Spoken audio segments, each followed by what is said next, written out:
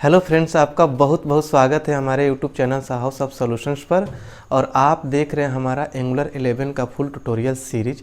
दोस्तों, आज से हम एंगुलर 11 का ये सीरीज स्टार्ट कर रहे हैं, जो कि बहुत ही ज़्यादा इम्पोर्टेंट है।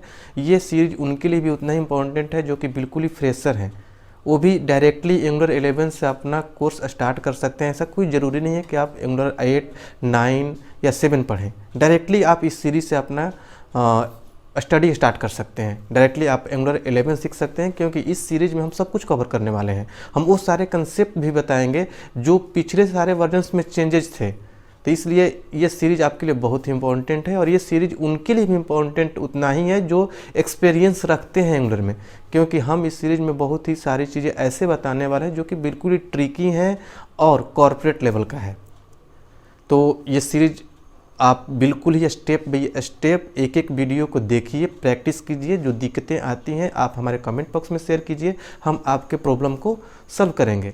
दोस्तों, एक चीज़ और मैं क्लियर करना चाहता हूं कि अगर आप बिल्कुल ही कॉर्पोरेट लेवल का नॉलेज रखना चाहते हैं, आप चाहते हैं कि आप बहुत ही बड़े कॉर्पोरेट में काम करें बिल्कुल ही प्रॉपर तरीके से, प्रोफेशनल की तरह, और अच्छे से इंटरव्यू क्रैक कर सकें, अपने सैलरी को हाई दे सकें एक अच्छा सा, तो आप हमारा ऑनलाइन क्लास ज्वाइन कर सकते हैं, जिसमें हम आपको प्रोवाइड करते हैं बिल्कुल ही कॉर्पोरेट लेवल का ट्रेनिंग, जिसमें कि पूरा एंगुलर कवर कराया जाता है। एंगुलर 2 से लेकर 10 तक के सारे कंसेप्ट, पूरा का पूरा टाइप स्क्रिप्ट, क्योंकि आपको टाइप स्क्रिप्ट में कोडिंग करना होता है।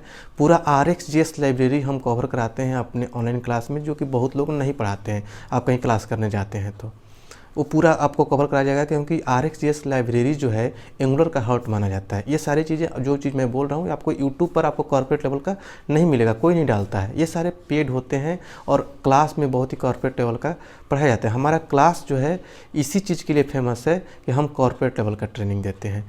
इसके अलावा हम आपको सिखाएंगे एंगुलर मटेरियल और बूटस्ट्रैप भी कैसे यूज करते हैं एंगुलर में। ये सब कुछ आपको सिखाया जाता है। API इंटीग्रेशन सिखाया जाता है, API बनाना सिखाया जाता है, मतलब कि बैकएंड वाला पार्ट भी हम सिखाते हैं अपने क्लासेज में।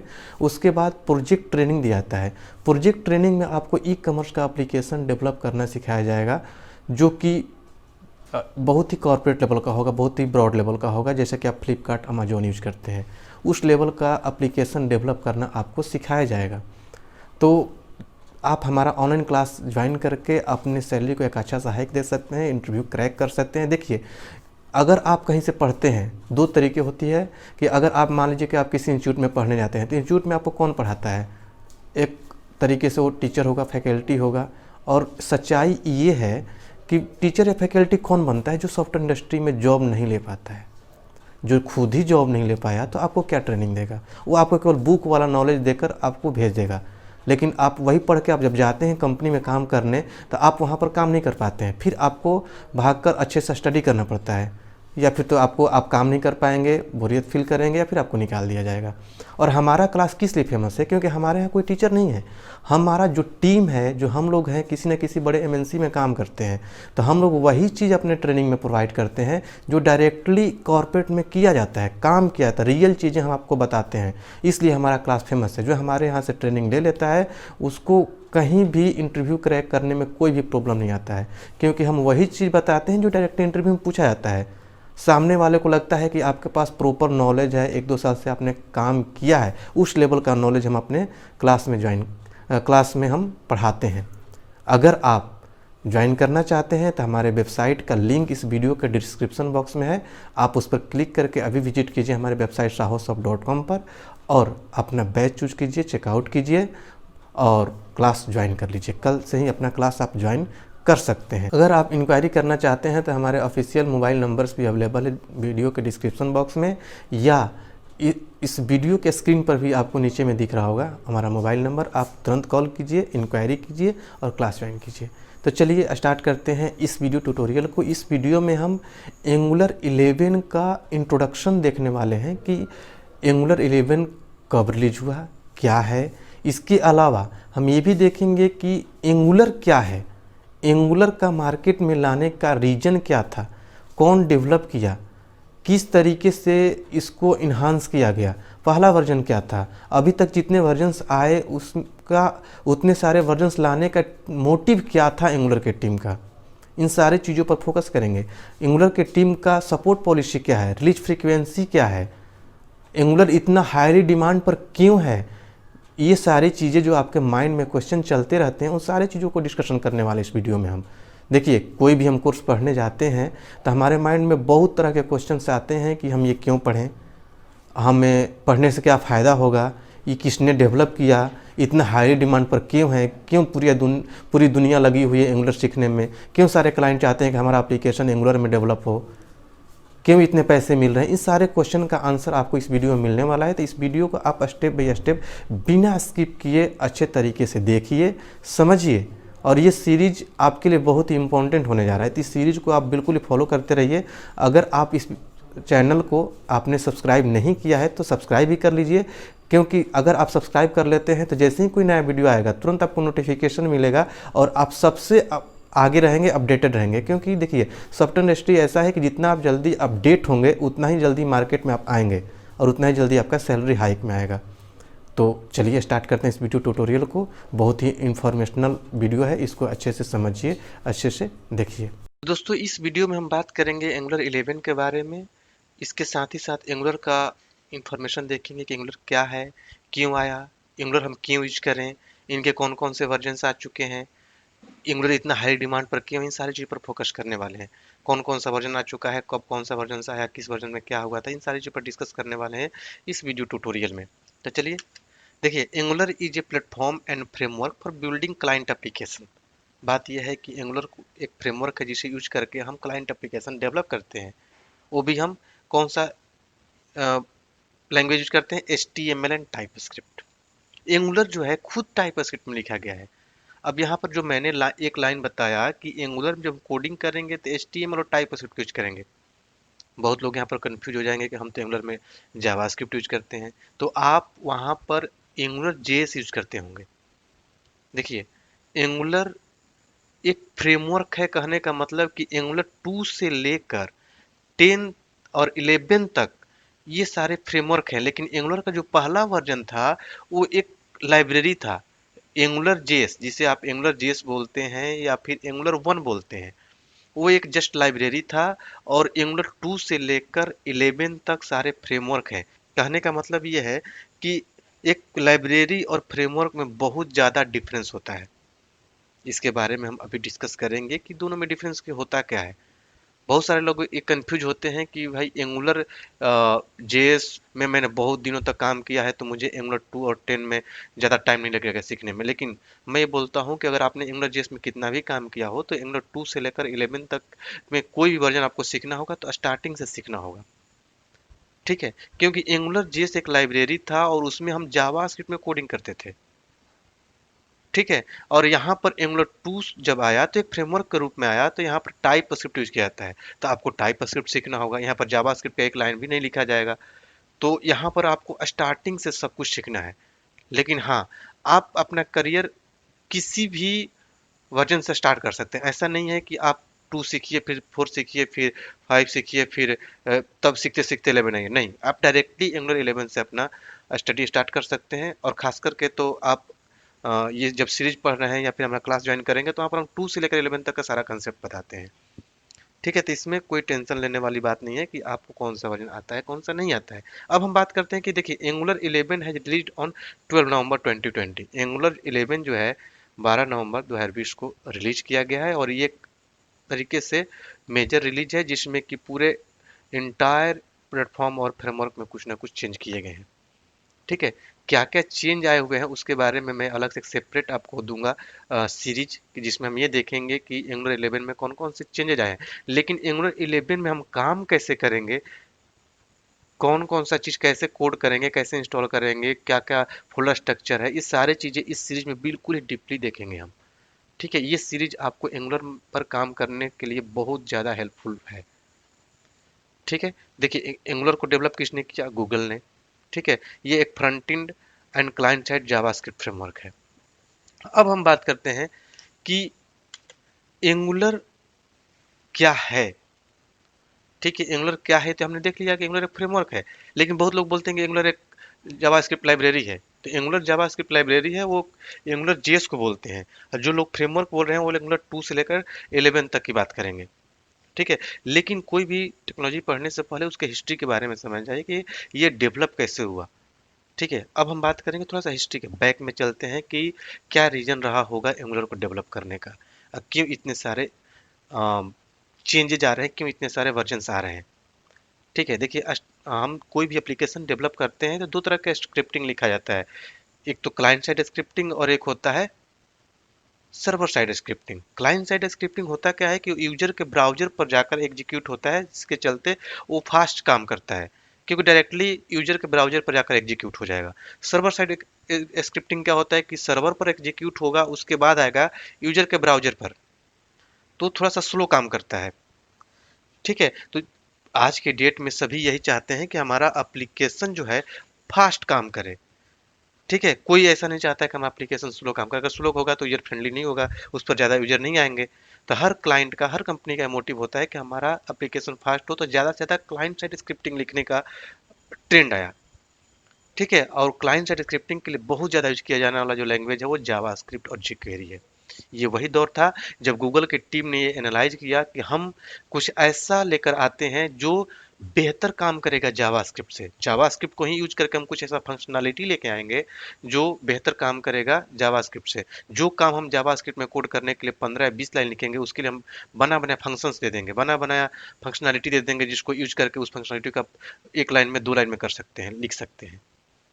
ठीक है, तो उसी टाइम गूगल के टीम ने एंगुलर जेस नाम से एक जावास्क्रिप्ट का लाइब्रेरी डेवलप किया। देखिए लाइब्रेरी क्या होता है, जावास्क्रिप्ट का एक फाइल। आप भी अपने नाम से जावास्क्रिप्ट का लाइब्रेरी डेवलप कर सकते हैं। आप एक फाइल बनाइए, उसका नेम चंदन डॉट जेएस या अपना एबीसी डॉट जेएस नाम से फाइल बनाइए, उसमें कुछ जावास्क्रिप्ट का फंक्शन लिख लीजिए, वो एक लाइब्रेरी हो गया। ठीक है, उसको आप किसी भी एप्लीकेशन में यूज कर सकते हैं, जस्ट इट। ठीक है, तो जावास्क्रिप्ट का लाइब्रेरी जो डेवलप हुआ, कोई भी लाइब्रेरी क्या होता है, किसी एक पर्टिकुलर प्रॉब्लम को सॉल्व करने के लिए होता है। ठीक है, तो मान लीजिए कि हमें एक अपने पेज पर कोई स्लाइडर लगाना है, तो हम फ्री हैं कि हम, हो सकता है कि इग्नोजेस का स्लाइडर लगा लेंगे, jQuery का लगा लेंगे, जावास्क्रिप्ट का लगा लेंगे, किसी का लगा सकते हैं। ठीक है, वो एक लाइब्रेरी है, उसको हम यूज करेंगे, उसका स्लाइडर लगा लेंगे। ठीक है, तो एक लाइब्रेरी के रूप में आया। ठीक है, और उसमें कोडिंग किस में किया जाने लगा, जावास्क्रिप्ट में, क्योंकि जावास्क्रिप्ट से इंस्पायर्ड था, जावास्क्रिप्ट का लाइब्रेरी था। जब आया तो उसमें बहुत सारे अच्छे से फंक्शनैलिटी लेकर आए गए, जिसके लिए हम बहुत ही कम कम कोड में बहुत सारा अच्छा अच्छा हम कोड करने लगे और फंक्शनैलिटी यूज करने लगे, तो बहुत ज़्यादा फेमस हुआ। और जो भी चीज़ मार्केट में नया होता है तो उसके लिए डेवलपर के अंदर और भी ज़्यादा एक्सपेक्टेशन बढ़ जाता है कि क्यों ना हम ये भी कर लें इसी से, क्यों ना कम हम इसी ये भी कर लें इससे। ठीक है, तो डेवलपर ये सोचने लगे कि जब हम इतना सारा काम कर पा रहे हैं एंगुलर जेएस से, तो क्यों ना हम इसी से सर्वर साइड कम्युनिकेशन करने लगे, क्यों ना हम इसमें उप्स के कंसेप्ट को यूज कर लें। ये बात गूगल के टीम के पास पहुंची, तो गूगल के टीम ने भी इस चीज पर बहुत ज्यादा मेहनत किया। हालांकि इस एंगुलर जेएस को उस लेवल तक एक्सटेंड करके ले गए कि लोग इससे भी सर्वर साइड कम्युनिकेशन कर सकते थे। लेकिन जो एप्लीकेशन डेवलप हो रहा था उतने सारे कोड करने के बाद, तो बहुत ही हेवी और कॉम्प्लेक्स डेवलप होने लगा। ठीक है, हेवी और कॉम्प्लेक्स डेवलप होने लगा। और एक बात मान के चलिए कि जिस एप्लीकेशन का पब्लिश कोड हेवी हो जाता है तो लोडिंग टाइम ज़्यादा लेता है, जिसका साइज छोटा होगा जल्दी लोड हो जाएगा। तो ये रीजन रहा कि लोडिंग टाइम ज़्यादा लेने लगा। काम तो करने लगे लोडिंग, लेकिन लोडिंग टाइम ज़्यादा लेने लगा। लेकिन एंगुलर का तो टारगेट ही था कि हम एप्लीकेशन को फास्ट करेंगे और परफॉर्मेंस अच्छा देंगे, तो ये वहां पर सुटेबल नहीं बैठा। तो एंगुलर की टीम ने क्या किया कि एंगुलर जेएस को साइड में किया और एक नया फ्रेमवर्क लेकर आए। देखिए वो एक लाइब्रेरी था, अब यहाँ पर एक फ्रेमवर्क आया।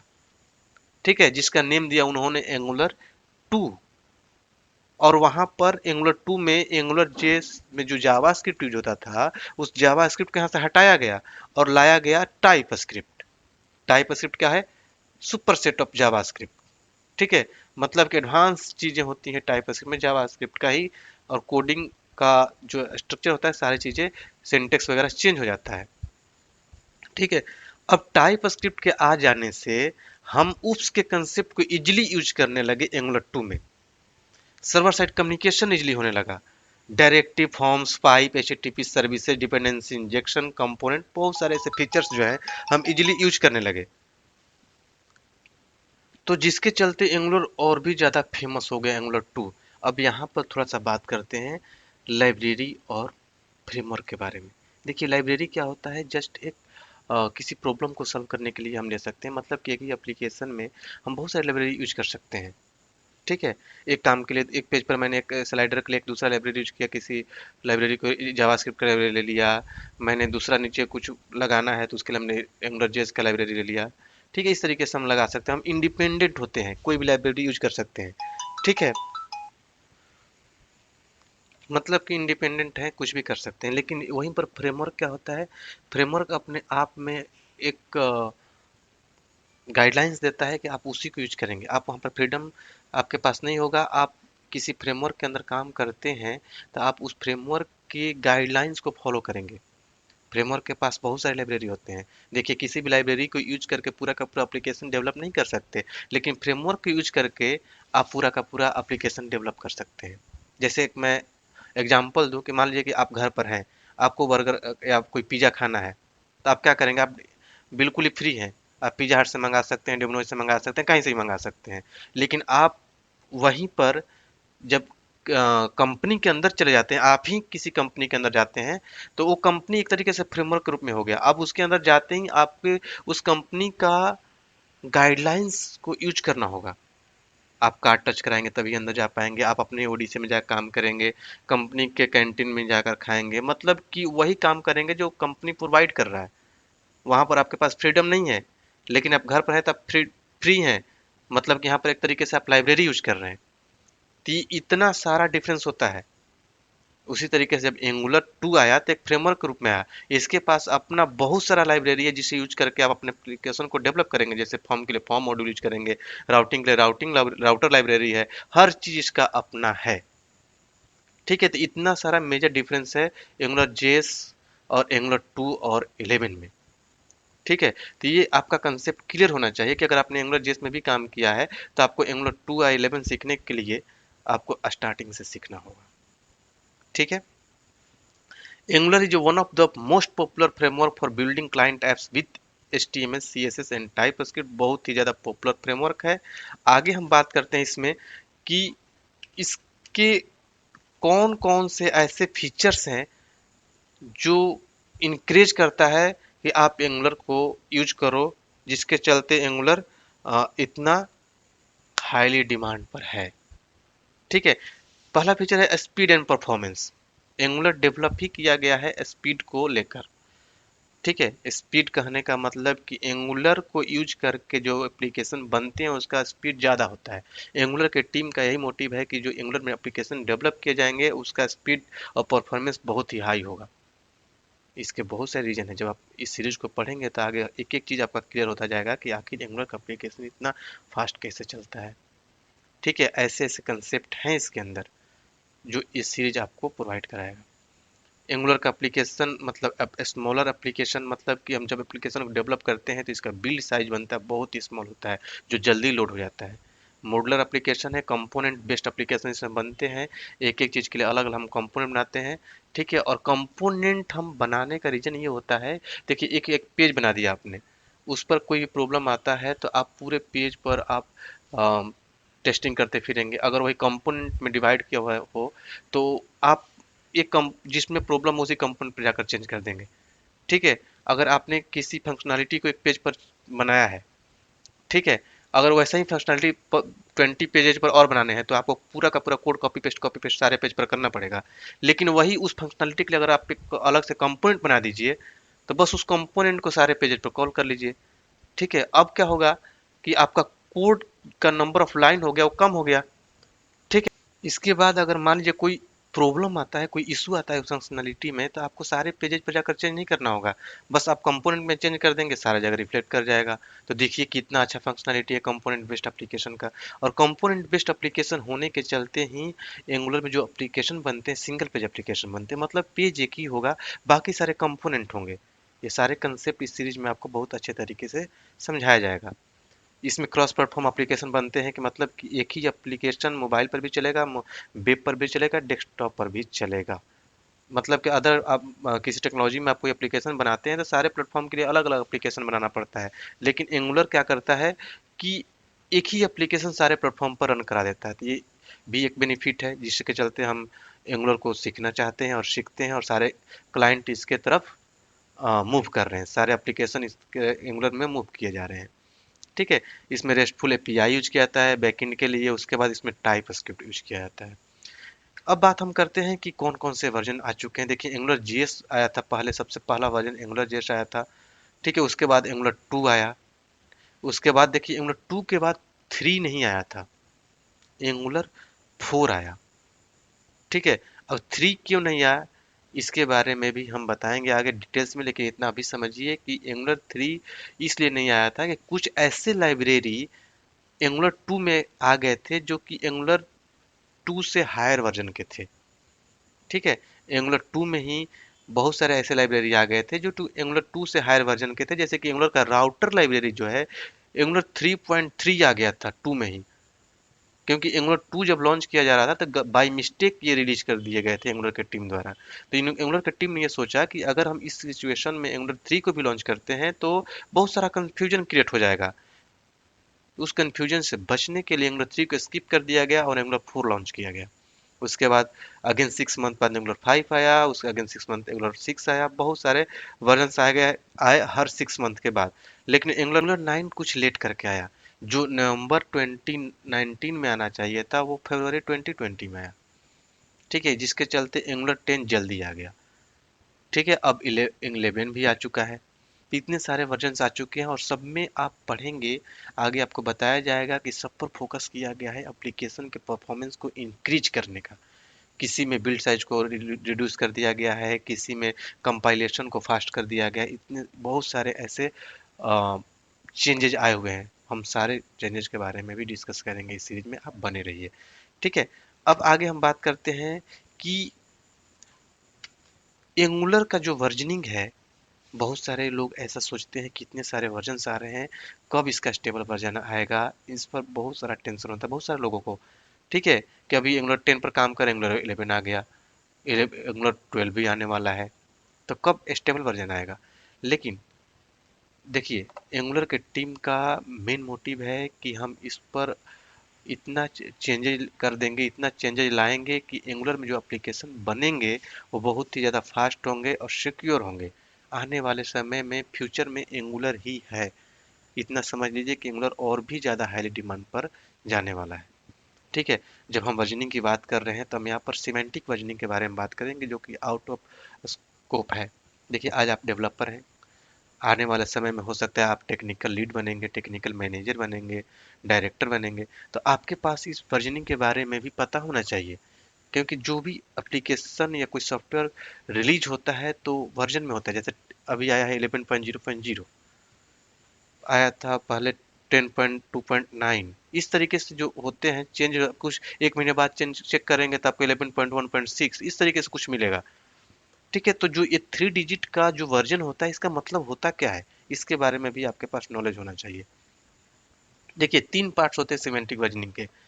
जैसे मान लीजिए 5.2.9 है, तो इसमें जो पहला वाला पार्ट है वो है आपका मेजर पार्ट, दूसरे वाले पार्ट को हम बोलते हैं माइनर, और तीसरे वाले पार्ट को बोलते हैं पैच।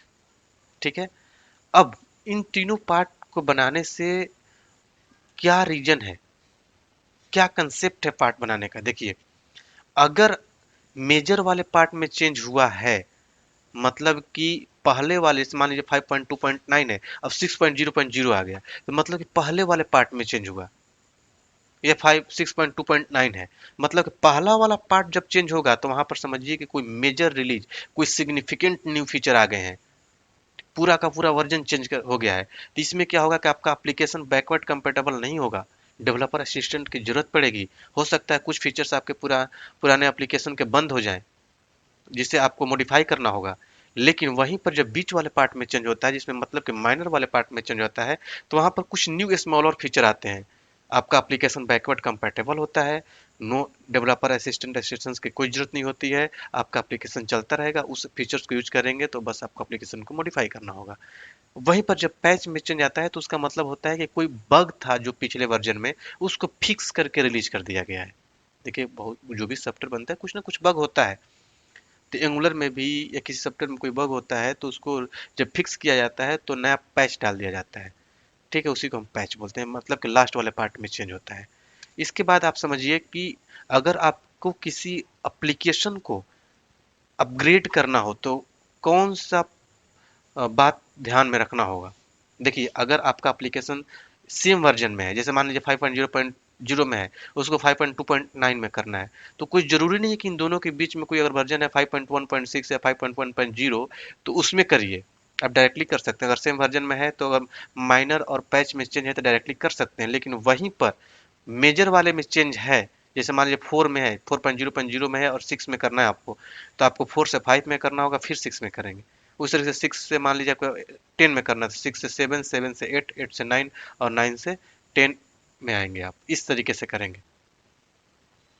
इसके भी और भी बहुत सारे गाइडलाइंस है, आप जाकर देख सकते हैं। एंगुलर का ऑफिशियल वेबसाइट update.angular.io पर जाएंगे तो वहां पर एक पेज दिया है एंगुलर की टीम ने, जिसको आप यूज करके अपने एप्लीकेशन को अपग्रेड करने के गाइडलाइंस देख सकते हैं, कौन कौन सा गाइडलाइंस यूज करना होगा। ठीक है, अब हम बात करते हैं कि इनका रिलीज फ्रीक्वेंसी क्या है, कब कब कौन सा रिलीज आता है। देखिए, इनका टारगेट है कि एक साल में 2 रिलीज देने का, हर 6 मंथ पर एक रिलीज देते हैं। ठीक है, उसके बाद एक मेजर रिलीज के बाद 1 से 3 महीने के बीच में एक माइनर रिलीज आता है। ठीक है, और जो पैच रिलीज होता है, जो लास्ट का डिजिट होता है, वो ऑलमोस्ट एवरी वीक में एक बग फिक्स करके डाल दिया जाता है। इसके बाद हम बात करेंगे रिलीज शेड्यूल का। अभी क्या अभी और भी आने वाला है कोई रिलीज? तो हाँ, एंगुलर 12 भी आने वाला है, जो मई 2020 में हो सकता है कि आ जाए। ठीक है, जो कि 11 के कंपेटेबल होगा। अब हम बात करते हैं कि इनका सपोर्ट पॉलिसी क्या है। देखिए, इनका टोटल सपोर्ट पॉलिसी 18 महीने का होता है। स्टार्टिंग के 6 मंथ इनका एक्टिव सपोर्ट होता है और उसके बाद 12 महीने इनका लॉन्ग टर्म सपोर्ट होता है। देखिए, हालांकि हम डेवलपर्स तो इतना सपोर्ट लेते नहीं एंगुलर की टीम से, लेकिन हाँ, कंपनियां जो होती हैं, कॉर्पोरेट जो होते हैं, वो एंगुलर के टीम से सपोर्ट ले सकते हैं अगर फ्रेमवर्क में कोई इशू हो तो। इसलिए सपोर्ट पॉलिसी बनाए जाते हैं। हर सॉफ्टवेयर का सपोर्ट पॉलिसी होता है, चाहे माइक्रोसॉफ्ट अपना कोई प्रोडक्ट दे रहा हो या फिर ओरेकल दे रहा हो या फिर कोई भी प्रोडक्ट अपना था, तो हर प्रोडक्ट का कोई ना कोई सपोर्ट पॉलिसी होता है। अभी 8, 9, 10 का सपोर्ट चल रहा है, बाकी सारे पुराने वर्जन का सपोर्ट बंद कर दिए गए हैं एंगुलर में। तो ये है एंगुलर के बारे में इंफॉर्मेशन। आई थिंक आपको समझ में आ गया होगा। कोई डाउट होगा मन में तो हमारे कमेंट बॉक्स में जरूर लिखिए, हम सारे कमेंट का रिप्लाई करते हैं। और अगले वीडियो में हम मिलेंगे एंगुलर का डेवलपमेंट इन्वायरमेंट कैसे रेडी करते हैं, क्या क्या इंस्टॉल करना होगा, कहाँ से करना होगा, कैसे डाउनलोड करना होगा, हर चीज़ हम बिल्कुल स्टेप बाय स्टेप समझाएंगे अगले वीडियो में। तो आप अगले वीडियो का वेट कीजिए। अगर आपने सब्सक्राइब नहीं किया तो सब्सक्राइब कर लीजिए, ताकि जैसे ही अगला वीडियो डालूं तुरंत आपको नोटिफिकेशन मिले। और इस वीडियो को ज़्यादा से ज़्यादा लाइक कीजिए, शेयर कीजिए, क्योंकि आपका एक लाइक एक शेयर हमारा मनोबल और बढ़ाता है और हम और मेहनत करके आपके लिए एक अच्छा सा कंसेप्ट लेकर आते हैं। दोस्तों के साथ शेयर कीजिए ताकि सबको ये देखने को मिले। तो चलिए मिलते हैं अगले वीडियो में अगले टॉपिक के साथ। तब तक के लिए थैंक यू सो मच।